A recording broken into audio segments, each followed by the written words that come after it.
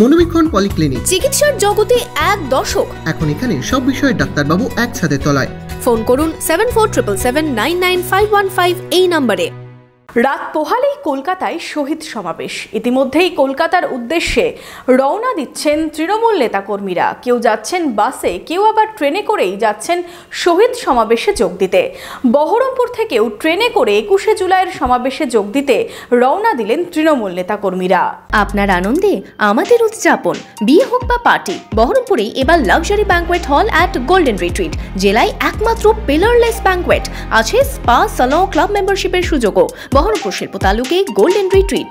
রাত পোহালেই 21শে জুলাই কলকাতায় শহীদ সমাবেশ তৃণমূলের। ইতিমধ্যেই বিভিন্ন জেলা থেকে কলকাতার উদ্দেশ্যে যাত্রা শুরু করেছেন তৃণমূল নেতাকর্মীরা।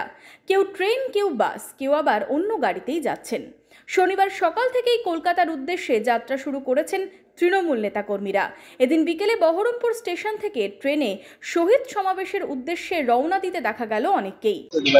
মমতা ব্যানার্জির ডাকে 21শে জুলাই সারা বাংলার কাছে, মানুষের কাছে একটা আবেগ।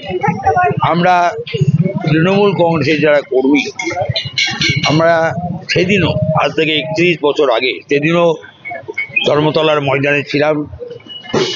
দিদির নেতৃত্বে আজও সেই 21শে জুলাই আমরা সকাল থেকেই আজকে রওনা হচ্ছে। বহরমপুর সহ গোটা জেলার সর্বত্র সব জায়গা থেকে আমাদের কর্মীরা, আমাদের নেতৃত্ব সকাল থেকেই রওনা হয়।